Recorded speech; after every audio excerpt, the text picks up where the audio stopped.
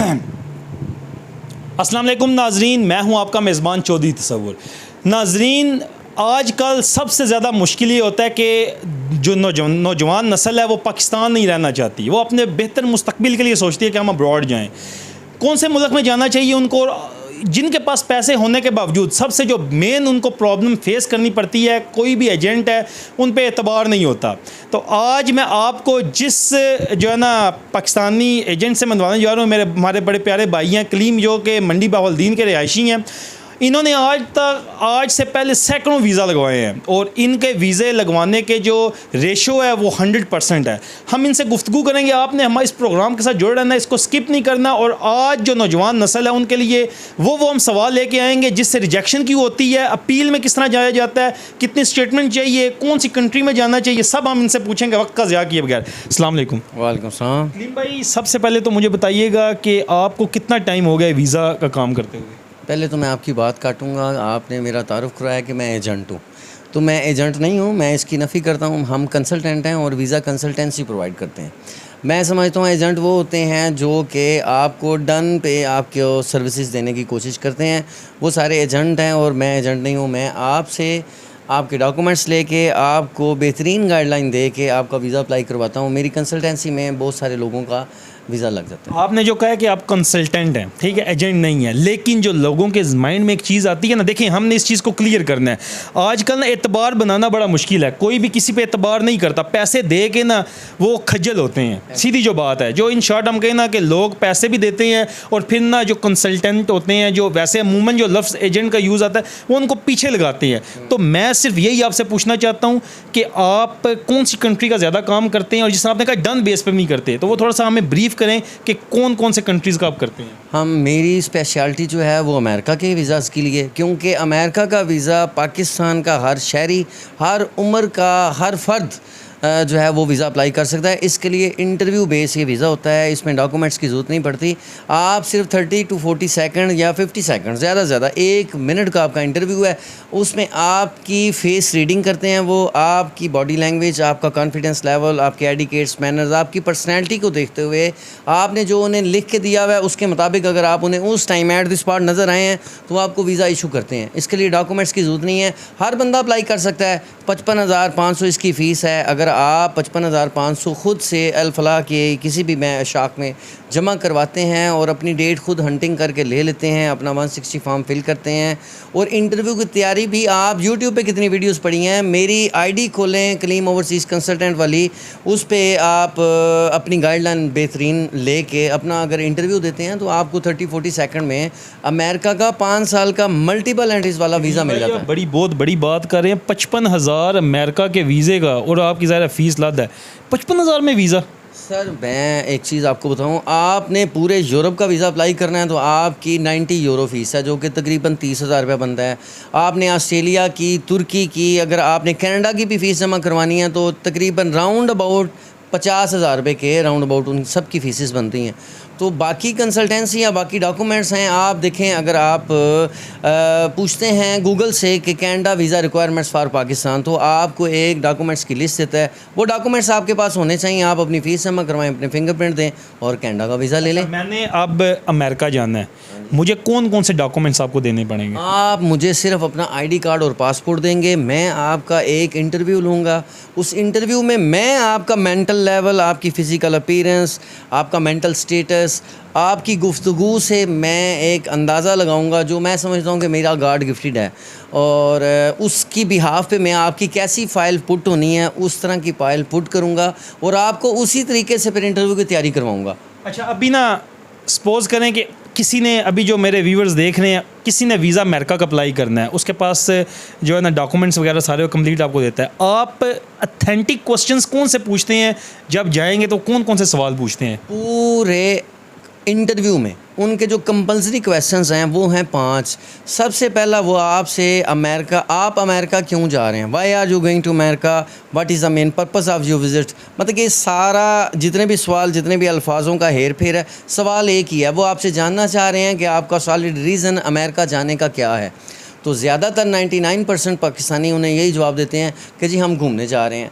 आप एक बात को समझ लें कि ये जो गोरे हैं इनकी हमारी तरफ से जो मेंटालिटी तैयार हो चुकी है, इनको पता है कि ये पाकिस्तानी जो है ना कहीं घूमने नहीं जाते, ये उजाड़ा करने जाते हैं, ये हमें माशी तौर पे तबाह करने जाते हैं, असाइलम करने जाते हैं। वो आप उन्हें कहेंगे हम घूमने जा रहे हैं, वो आपको वीज़ा कभी नहीं देंगे। आपके पास सॉलिड रीज़न होनी चाहिए, और सॉलिड रीज़न जब आप उन्हें बयान करेंगे तो आपको वो वीज़ा देंगे। पहला क्वेश्चन उनका ये है कि आप अमेरिका क्यों जा रहे हैं, दूसरा अमेरिका में आपका कौन होता है, तीसरा वो आपसे पूछते हैं कि आप काम क्या करते हैं, और साथ ही चौथा क्वेश्चन है कि आप कितना कमाते हैं।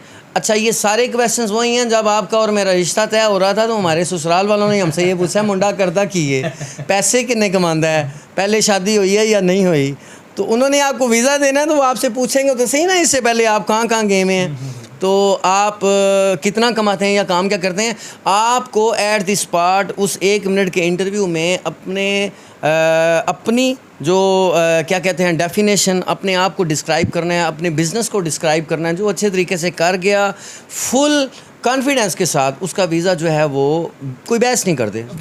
रिकॉग्नाइज योर बॉडी लैंग्वेज, आप ये कहना चाहते हैं? ऐसे ही है। अब आपने बोला कि मैं MBBS डॉक्टर हूँ, लेकिन आप एट द स्पॉट उन्हें सज्जे खब्बे अगे पीछे उतों थलो किधरों MBBS डॉक्टर लगे ही नहीं, तो वो आपको वीज़ा तो नहीं देंगे, हालांकि आपके पास MBBS की डिग्री भी होगी और आपके पास सारे डॉक्यूमेंट्स होंगे। अच्छा, आपके पास जो आते हैं वीज़ाज़ लगवाने, कितनी उम्र तक, यानी कि ज़्यादा रेशो किस उम्र के, यंग है या? एज तो देखिए मेरी बात सुने, एक तो एज इफ़ेक्ट जो है वो पूरी दुनिया में काम करती है। मसलन 18 साल वाला बच्चा तोप का गोला है, इससे जो मर्ज़ी करवा लो, इसको आप ब्रेन वॉशिंग भी कर सकते हैं।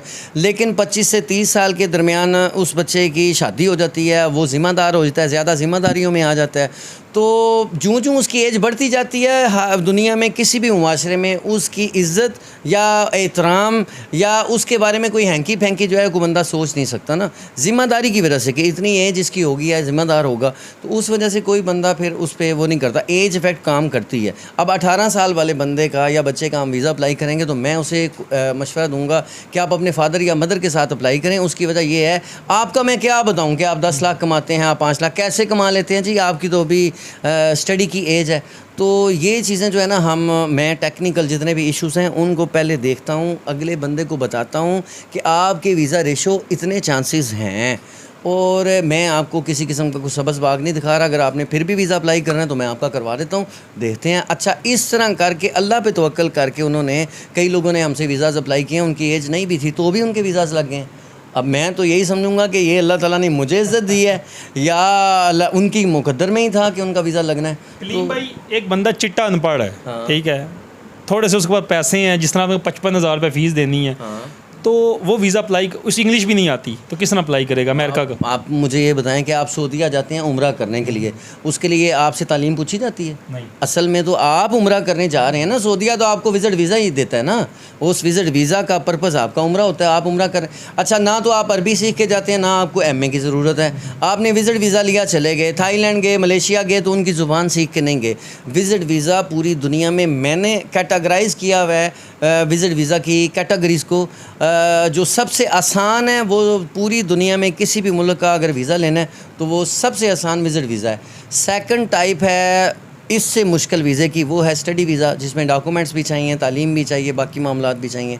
इससे मुश्किल है वर्क परमिट, और उससे भी मुश्किल जो लास्ट और आखिरी मुश्किल तरीन आपका मरला है वो इमिग्रेशन का। अगर मैं पंजाबी में इंटरव्यू, यानी कि अगर मुझसे लें, अगर मैं को पंजाबी में लें, क्या लेंगे वो इंटरव्यू मुझसे? हाँ जी, वो लेंगे आपको। उर्दू में, जिस लैंग्वेज में मैं कहूँ? सर, हमारी जो उर्दू है वो अल्लामा इकबाल वाली नहीं है, हमारी है गुलाबी उर्दू। तो जो इन्होंने पाकिस्तान में वीज़ा ऑफिसर जो तैनात किए हुए हैं, उनकी जो रिक्वायरमेंट है वो यही है कि आपको उर्दू आनी चाहिए। तो इन सब वीज़ा ऑफिसर्स जो हमारा इंटरव्यू करते हैं उनको उर्दू आती है। अगर किसी को नया पॉइंट हुआ है उर्दू नहीं आती, तो वो इस तरह करते हैं कि एक 35, 40 या 50,000 रुपया उस ट्रांसलेटर की इतनी तनख्वाह होगी ना, तो एक मेरे जैसा लड़का 35-40 हज़ार रुपया जो तनख्वाह ले रहा है, वो उसको सामने बिठाते हैं, ट्रांसलेटर उसे कहते हैं, वो उससे इंग्लिश में पूछते हैं, वो आपसे उर्दू में पूछता है, आप उसे उर्दू में जवाब देते हैं, वो उसको इंग्लिश में ट्रांसलेट करके बताता है। तो इस तरह भी हो जाता है, कोई ऐसा मसला नहीं है। आपकी जो वीज़ा जो एप्लीकेशन सारा वर्क करते हैं वो 2 लाख रुपए और 55,000 रुपये जो है ना एम्बेसी फ़ीस है? हाँ, मैं तकरीबन 2.5 लाख रुपए लेता हूँ। उसकी एक वजह हमारी बदकिस्मती है या खुदकिस्मती है, ये आप काटें। हम चूँकि पाकिस्तान में रह रहे हैं पाकिस्तान में रहने की वजह से हमें ब्लैक में जो है ना इनकी मिलती हैं अपॉइंटमेंट्स। तो अपॉइंटमेंट लेना थोड़ा सा मुश्किल हो गया है। उसकी वजह ये है कि हर बंदे ने अमेरिका का वीज़ा अप्लाई किया है। जिसके पास राइट इन्फॉर्मेशन है, जिसके पास राइट इन्फॉर्मेशन नहीं है, उसने अमेरिका का वीज़ा उठ के अप्लाई कर लिया है। अब उस सूरत में इतनी ज़्यादा एप्लीकेशन है उनके पास कि वो अपॉइंटमेंट देने में हमें 3-3, 4-4 माह, 5-5 माह भी लगा देते हैं। और इसको प्रॉपर हंटिंग करके हम लोगों की डेट्स लेते हैं। अभी हमने अगस्त के जो केस आए हैं, अगस्त में ही उनकी डेट्स ले ली हैं। मतलब कि हमारी हंटिंग का तरीका कार ये है कि हमारे साथ एक कंपनी काम करी है जो हमें डेट्स जो है वो हंटिंग करके देती है, हम उसको पे करते हैं।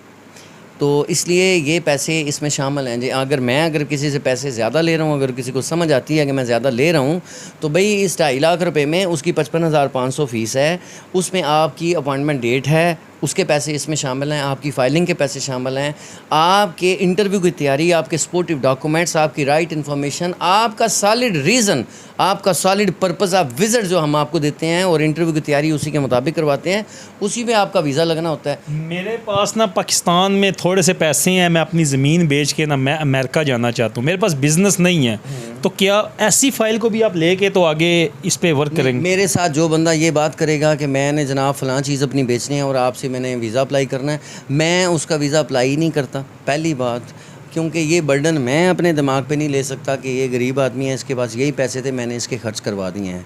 ये बंदा इसको शौक है जानने का, वो कहता है मैं लगाना चाहता हूँ पैसे, तो फिर वो मुझे ये बातें नहीं बताएगा। वो जहाँ से मर्ज़ी या जैसे मर्ज़ी करे, कम से कम जिसने, देखें मेरी बात सुने, मैं आपको शार्ट सी बताता हूँ, जिसने अमेरिका जाना है उसने कुछ ना कुछ पैसा तो खर्च करना है, नहीं तो फिर अपना ये दिमाग से ये बात निकाल दे। मैं तो इतना ही कहूँगा। अच्छा मुझे बताइएगा कि आपने आज तक जो वीज़ा किसने अप्लाई किया तो कितने वीज़े रिजेक्ट हुए हैं आपके? मेरे हर उस बंदे का वीज़ा रिजेक्ट होगा, चाहे वो मुझसे अप्लाई कर रहा है, चाहे वो किसी फरिश्ते से क्यों ना अप्लाई कर रहा है। जिसको वीज़ा लॉजिक मैंने समझाई है उसको समझ नहीं आई। वीज़ा पॉलिसी समझाई गई है लेकिन वीज़ा पॉलिसी नहीं समझ आई। मैं आपको बता रहा हूँ, उनकी वीज़ा पॉलिसी है, उनकी वीज़ा लॉजिक, आपको वो वीज़ा दे क्यों रहे हैं इस बात को समझना है। आपने उनसे वीज़ा कैसे लेना है, आपने ये बात समझ ली है। जिस बंदे ने समझ लिया उन सब का वीज़ा लगेगा।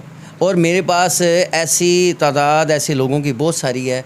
बहुत बड़े बड़े सोशल मीडिया इन्फ्लुएंसर्स भी जो हैं उन्होंने मुझसे वीज़ा अप्लाई किया और उनका वीज़ा लगा है, और वो भी आजकल लोगों को यही बताते फिर हैं कि ये वीज़ा लेना तो कोई काम ही नहीं है। अच्छा कलीम भाई, बीके गोंदल का आपने वीज़ा लगवाया था?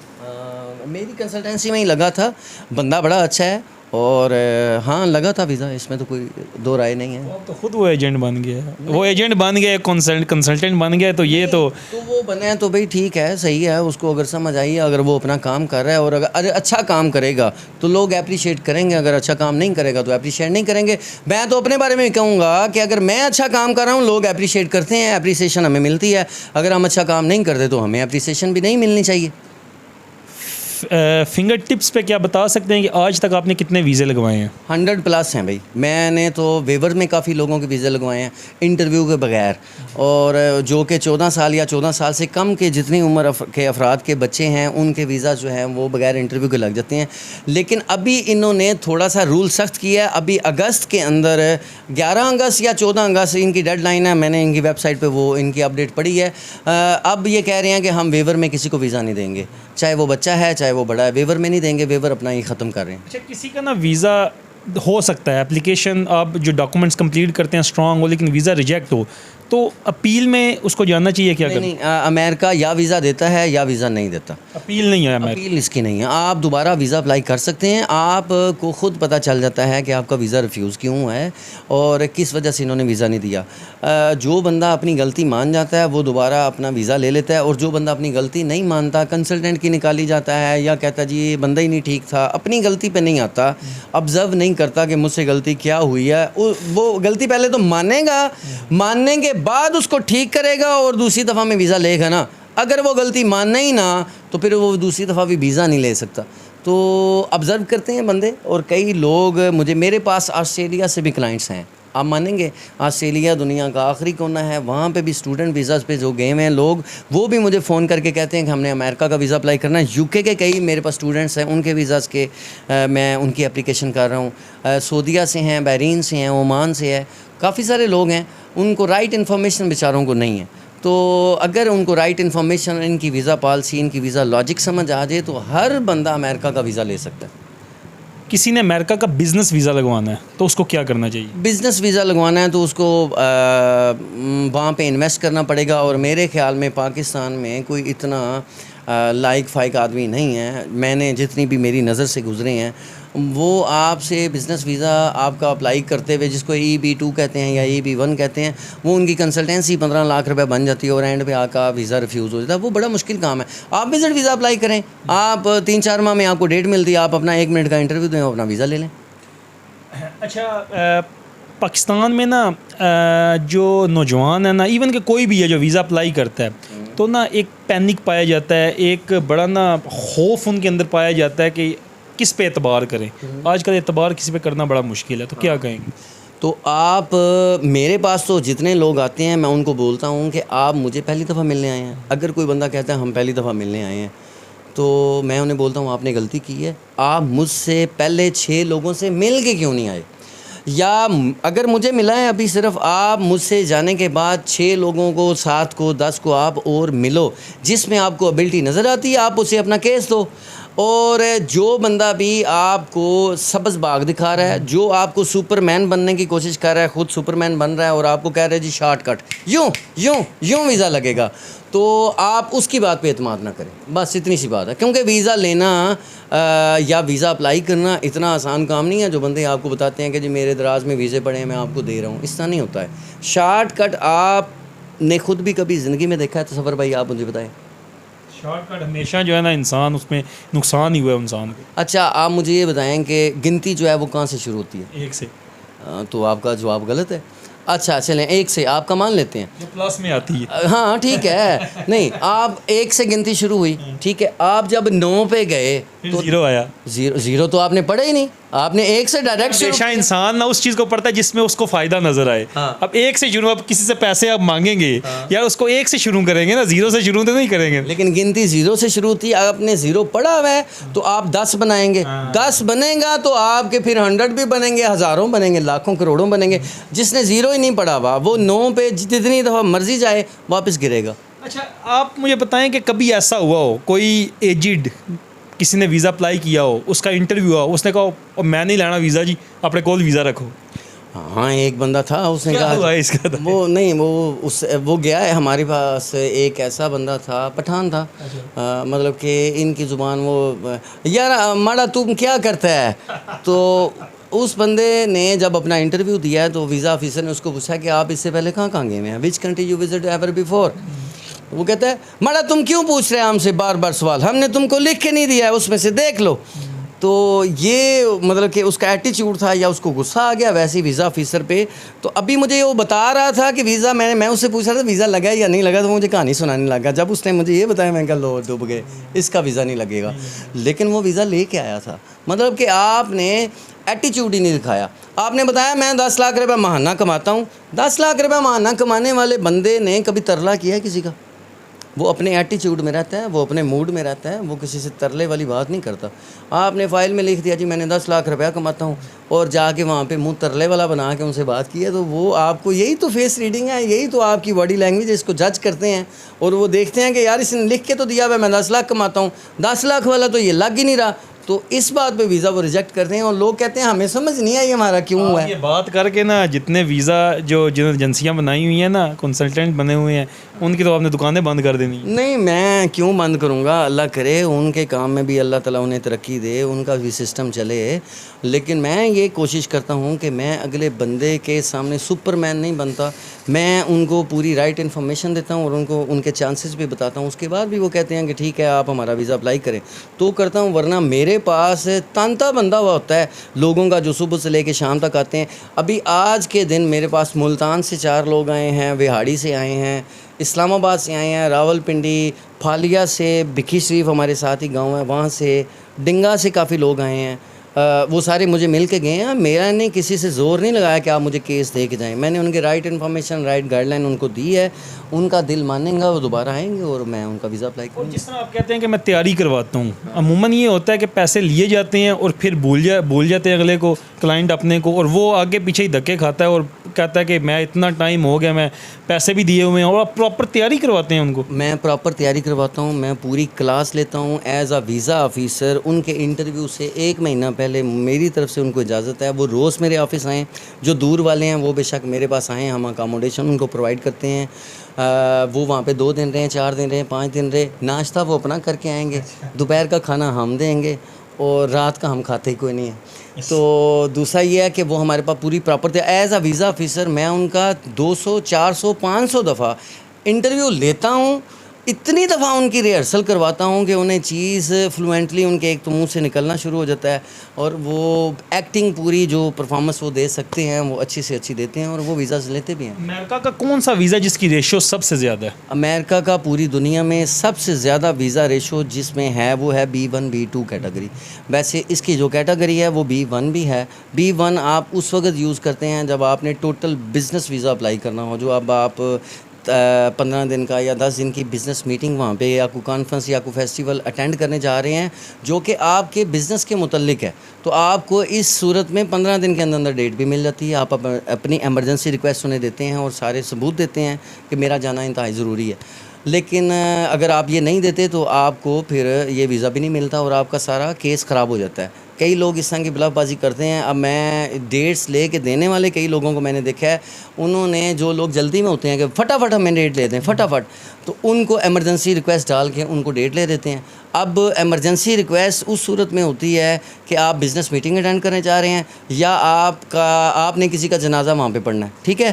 तो जब आप इंटरव्यू देते हैं, आपने ली भी एमरजेंसी रिक्वेस्ट है, आप उन्हें बोलते हैं कि हमने बहुत एमरजेंसी है, लेकिन जब वो आपसे सवाल करते हैं तो आप कहते हैं हम तो घूमने जा रहे हैं। वो कहते हैं इसने डेट किस बात पे ली है, अब ये बता हमें क्या रहा है। तो इस बात पे ज़्यादातर लोगों के वीज़ा से रिफ्यूज़ होते हैं। मैं बात फिर वही करूँगा कि राइट इन्फॉर्मेशन ना होना, राइट गाइडलाइन ना होना आपके वीज़ा की रिजेक्शन का सबब बनता है। अच्छा, कभी इस तरह हुआ है कि किसी के पास अपने पासपोर्ट पे ना मुख्तलिफ कंट्रीज़ के वीज़ाज़ मौजूद हों, लगे हुए हों, उसने अमेरिका का अप्लाई किया हो और रिजेक्ट हो गया हो? हाँ है। ओवर क्लेवर, ओवर स्मार्ट लोग, उनको अमेरिका वीज़ा नहीं देगा। मैं आपको पहले बता रहा हूँ, ये मिडल लोग जो किसी की बात सुन लेते हैं या जिसको मैं इंटरव्यू की तैयारी करवाता हूँ। अब मैं आपको 2 चीज़ें, एक वाक़या बताता हूँ। मेरे पास 2 ऐसे क्लाइंट्स थे मेरे, जो एक बड़ा ओवर क्लेवर, बड़ी इंग्लिश फर बोले। मैं उसको, वो मुझे चुप करवा दे, कहते सर आप बैठे, मैं करता हूँ। मैं उन दोनों का एक ही दिन में इंटरव्यू था, और एक साथ वाला जो दूसरा बंदा था वो था अनपढ़, तो फ्रेश पासपोर्ट वाला, उसको सही बेचारे को इंग्लिश या उर्दू भी सही बोलनी नहीं आती थी। उनके इंटरव्यू की तैयारी एक ही दिन में हो रही थी, अगले दिन उन्होंने जाके इंटरव्यू देना था। मैंने उस बंदे को जो फर इंग्लिश बोलने वाला है, उसको मैंने फ़ोन किया, उसको बोला कि आपका वीज़ा लगा है। मैंने मतलब कि ख़ुद उसे फ़ोन किया कि आपका वीज़ा लगा है। उसने कहा जी नहीं सर, मैं तो ना फुल कॉन्फिडेंट था, लेकिन जब उसने मुझसे पूछा है ना what is the main purpose of your visits, तो मेरे गले से आवाज़ ही नहीं निकली ना। तो मैं मायूस सा हो गया, उस फ़ोन बंद कर दिया। और जिसको मैं ये सोच रहा था कि इसका वीज़ा कैसे लगेगा, ये नहीं लगता इसका वीज़ा, मैं उसका फ़ोन मुझे खुद आ गया। उसने फ़ोन किया और उसने मुझे बताया कि सर मेरा वीज़ा लग गया है। मैं क्या वो किंज कहता बस पता मैनू भी नहीं, उन्होंने पूछिया, मैं उन्होंने दसिया, उन्होंने वीज़ा दिता, मैं बाहर आ गया। मैं पहला फ़ोन तुहानू कर रहा।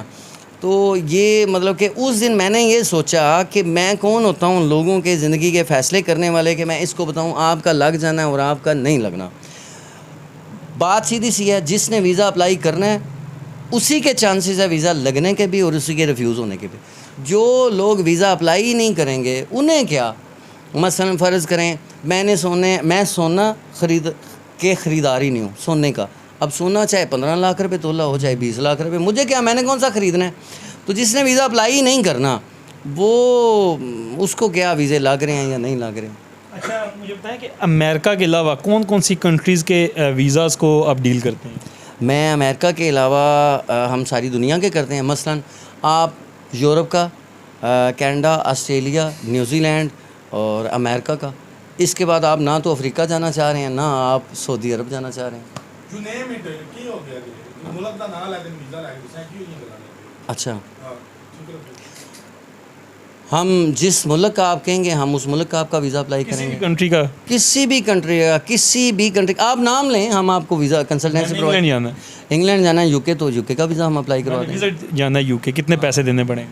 आपकी 55,000 या 50,000 रुपये अराउंड 100 पाउंड आपकी फ़ीस है, और हम आपसे कंसल्टेंसी बहुत मुनासिब सी चार्ज करेंगे। कितनी चार्ज करेंगे? हम आपसे चार्ज करेंगे, कर लेंगे आप जब ऑफिस आएंगे तो। हो सकता है मैं आपका केस ही ना लूँ, आपके पास वो डॉक्यूमेंट्स वो रिक्वायरमेंट ही ना हो। मैंने इंग्लैंड के लिए विजिट अप्लाई करना है, मुझे डॉक्यूमेंट्स किस किस डॉक्यूमेंट की ज़रूरत होगी? ID card, passport, FRC bye father, FRC bye marriage, MRC अगर आप शादीशुदा हैं तो आप अगर जॉब करते हैं तो जॉब लेटर, 6 मंथ की सैलरी स्लिप। इसके अलावा आप मुझे देंगे कोई भी गाड़ी, कोई मोटरसाइकिल आपके नाम है, कोई प्रॉपर्टी आपके नाम है वो देंगे, या जिस चीज़ पे भी आपका नाम लिखा हुआ है, आपके एंटी एंड रजिस्ट्रेशन सर्टिफिकेट 2 साल के, आप 6 माह की बैंक स्टेटमेंट देंगे, और इसके अलावा जिसमें आपका क्लोजिंग बैलेंस 15 से 20 लाख हो और आपकी मेंटेन ट्रांजैक्शंस हों।